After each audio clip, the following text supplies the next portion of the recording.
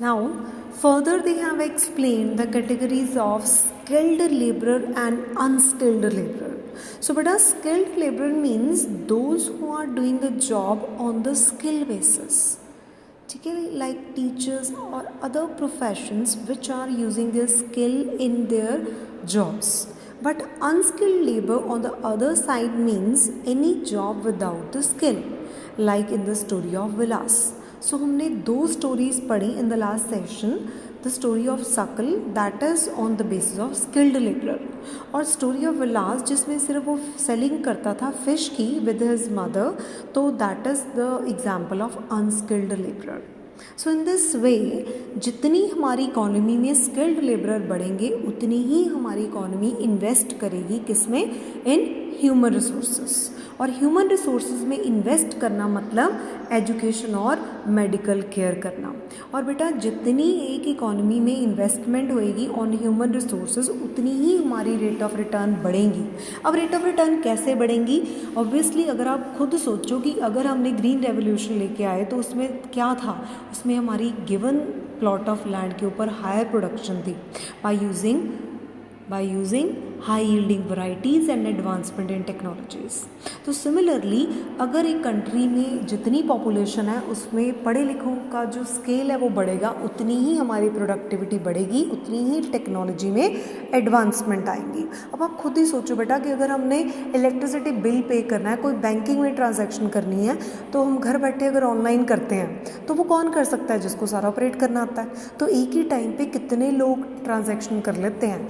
और इंस्टेड अगर हमने बैंक में जाके करना है तो हमें लाइनों में खड़ा होना पड़ेगा, तो उतना ही ज़्यादा वर्कलोड बढ़ेगा, है ना. So it means it would give you low speed. तो सिमिलरली जितनी हमारी टेक्नोलॉजी एडवांसमेंट होएगी उतना हमारा काम का स्केल बढ़ जाएगा, उतना ही हम एक टाइम पे ज़्यादा काम कर सकेंगे.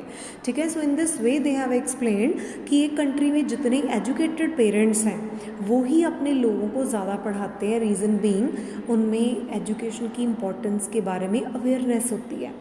And on the other side जो कुछ parent those who are not educated, they are uneducated, उनमें से भी कुछ ऐसे पेरेंट्स हैं जो समझते हैं the disadvantages of unskilled labourers, so that is why they spend their investment on their children towards the education. ठीक है जी. Then in the last paragraph they have explain countries like Japan have invested in human resources, they did not have any natural resource. तो बेटा ये आपको पता ही है कि उनकी कंट्री में जो भी एडवांसमेंट है, वो जो भी मशीनी जो टेक्नोलॉजी है वो हमारी कंट्री में बहुत सालों तक नहीं आ सकती. उनकी ट्रेनिंग इतनी एक फास्ट चलती है that is around 300 kilometres per hour. तो आप सोचो कि अगर हमने दिल्ली पहुंचना है तो हमें 7 आवर्स लग जाते हैं अपनी कार में, है ना. या फिर अगर बाय ट्रेन भी जाते हैं तो हमें 4 to 5 आवर्स लग जाते हैं. तो वहाँ पे इतनी टेक्नोलॉजिकल एडवांसमेंट हो चुकी है कि आप दिल्ली जितना सफ़र आप 1.5-2 घंटों में कर सकते हो, है ना. So how it possible, it is only on the human resources. तो ज़रूरी नहीं है कि अगर आपके पास नेचुरल रिसोर्स हैं तो ह्यूमन रिसोर्स नहीं है तो आप तरक्की कर सकोगे. सो हर रिसोर्स की एक अपनी एक वैल्यू है. तो लैंड और लेबर अगर कंबाइंड होएंगे तभी हमारी लैंड का कोई फ़ायदा है. सिमिलरली पैसा होना ज़रूरी नहीं है, उसको लगाना कैसे है, उसके ideas, that is more important.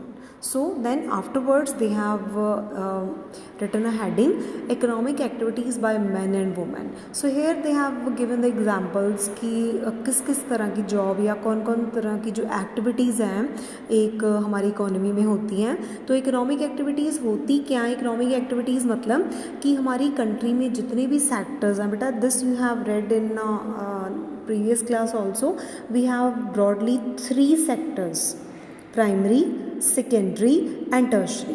And here they have given the example.